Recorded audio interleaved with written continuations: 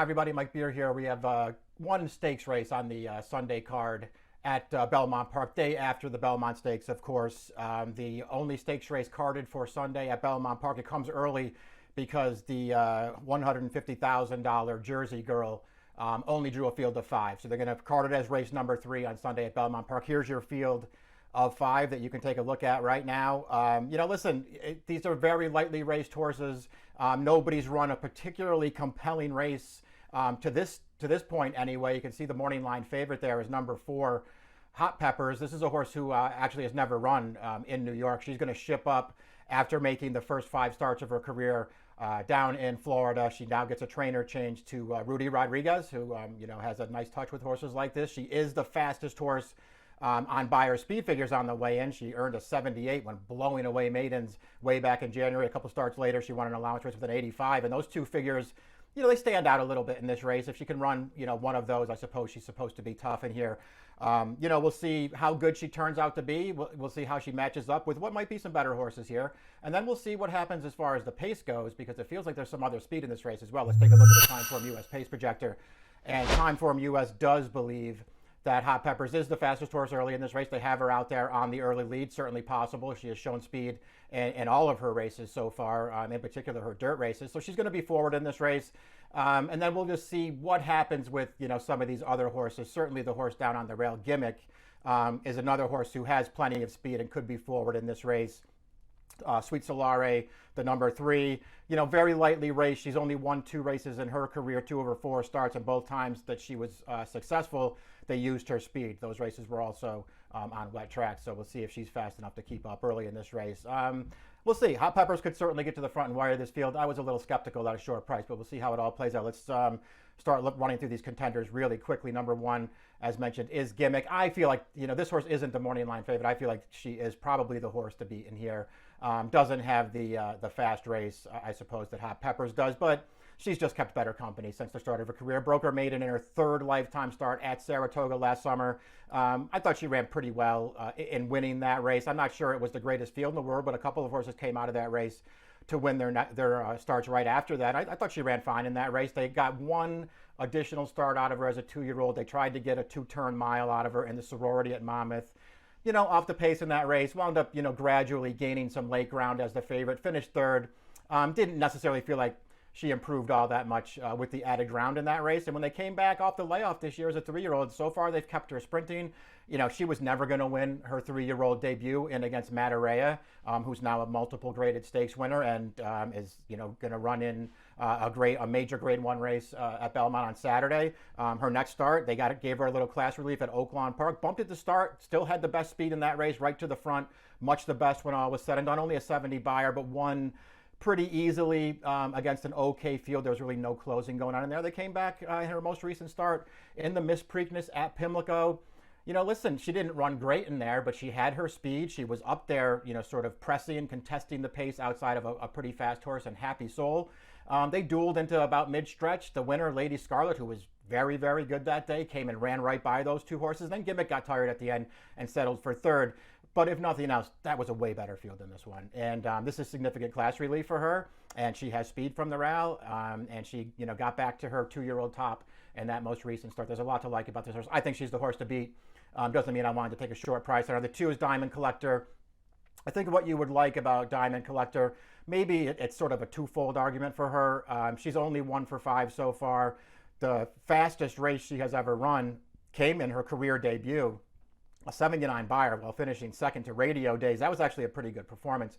She's 1 for 4 since then. The only win came going 7, where she was 3 to 5, and the race didn't come back that fast. But I thought that was an okay performance as well. And since then, it's just been 2 starts where they just tried to go a little longer with it. They won a mile in each of her last 2 starts. She got another wet track last time and just missed at the end. She had no excuse last time, was on the lead, past mid-stretch, looked like she was going to be tough, and she just couldn't hold on. I just sort of look at her and wonder if cutting back is just the right thing to do for her. Her races aren't great, but they're not terrible, and it feels like she just might be better sprinting. She's also a horse who's only run on 1 fast track in her entire career. That was in a stakes race 2 starts back at Laurel against a 1 to 5 favorite. I mean, this is a horse who could, certainly really appreciate cutting back, could really appreciate getting over fast dirt. She's still very lightly raced. I didn't think she was impossible at all. It's the kind of horse I would use in this race. Sweet Solare is the 3. Again, only 4 starts so far. She's 2 for 4. Both of the wins came in races where she was able to get forward and be part of the pace. And I don't know if that's going to happen in here with, Hot Peppers right to her outside and Gimmick down on the rail. I think they might just both be a little bit faster than her. Both of those wins also came on wet tracks. Last time the race was rained off the turf, she was actually entered for grass in that race. But she showed good speed. She had to contest it a little bit in that race, and she was just really, really game to hold on. I don't think she beat a very good field at all. The second and third place finishers have combined to make several starts. Those horses just aren't that good. But Solare did a lot of racing in there, and she remains very lightly raced for a really good trainer, Horacio De Paz. He's just a guy who tends to get the most out of his horses. He's having a really good meet right now at Belmont Park. This horse could certainly improve, and if you like her, you're probably going to get a fair price. Hot Peppers is your favorite. Listen, I'm not going to sit here and knock this horse. I just don't like her that much. She did run, she obviously ran well when she broke her maiden. First time on dirt, 5.5 furlongs. Just went easy on the lead in there, turned away a challenge, and then just opened up on that field with, a little bit of that margin having to do with nobody else really running behind her. But she still ran the race that she ran. She came right back. She won again, with a figure that declined down to a 71, and then she came right back. And she won again, and she earned an 85 buyer for the most recent win, the third of those consecutive wins for her. An 85 buyer where she got right to the lead. Once again, no trouble making the lead in that race. Was taken on by the runner-up coming to the stretch in that race, and Hot Peppers, to her credit, she was really game. Just kept turning that horse away, never let her get by to the finish, and she was clearly best at the end there with the 85 buyer in her most recent start. They tried to step her up in class into a stakes race going 7.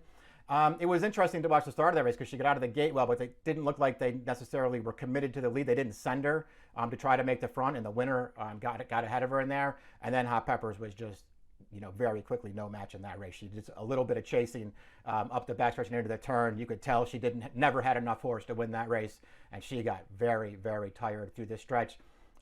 They stepped back with her here. They switched her to Rudy. They cut her back to 6. They're all positives. I just wonder if this horse isn't a little bit dressed up off the 2, big buyer speed figures that she has. She can obviously win.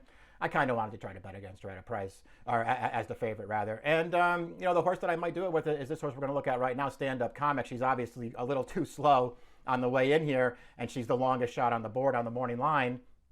I still think there are things to like about this horse. They've run her on dirt 3 times. They ran her on dirt 3 times last year as a 2-year-old. She was 3 for 3 in those races. They ran her in a couple of stakes races on the turf that didn't go so well, although the first of those over yielding ground at Saratoga, she didn't run poorly. I liked her debut. She was 4 to 5. She had good speed. To me, that looked like a good race, and she just won really, really easily in there. I thought that was a really good debut. Her second start came over a sealed track at Delaware against the boys. She was the only filly in that field. Once again, they put her on the lead. She had the runner up there just bearing down on her all through the stretch and just never let that horse get by her. I thought that was a good performance. It wasn't a fast race, but I thought she ran well. And they finally came back to the main track with her for one final start at the end of her 2-year-old year. We're going to look at the replay of Stand Up Comic's most recent start right now. This is a $100,000 stakes race, the Parks Futurity. And listen, I thought she ran really well again in this race. They went forward with her, but she was well within herself when somebody else made the lead ahead of her in this race. And you just see her driving up to take over in the stretch, and she just quickly opens up on this field. She's much the best. Another race that didn't come back that fast. I'm just, in the position here of not really caring about the figures she was earning as a 2-year-old. She's obviously eligible to improve now as a newly turned 3-year-old. She's off the layoff here, but she's got a great post in a short field against some horses who just, may not be that good. And she's just, the longest shot on the board. I don't know what you're going to get from her off the layoff, but according to the workouts that she's been showing, dating back to the beginning of May, this horse might be ready. She's been training very forwardly for this race. I don't know. I felt like this was the kind of race where I could easily take a shot against, some shorter prices that I just didn't really like that much. And take a shot is exactly what I will do. I made my top pick, and you can put the picks up there now. I made my top pick, Stand Up Comic, in here. She's 8 to 1 on the morning line, the longest shot on the board. Going to have to take a little step forward here in the feature race at Belmont Park on Sunday. It's the third race. It goes early on the card with only a field of 5. The Jersey Girl, $150,000 purse, approximate post time, 2:03 Eastern time. Good luck.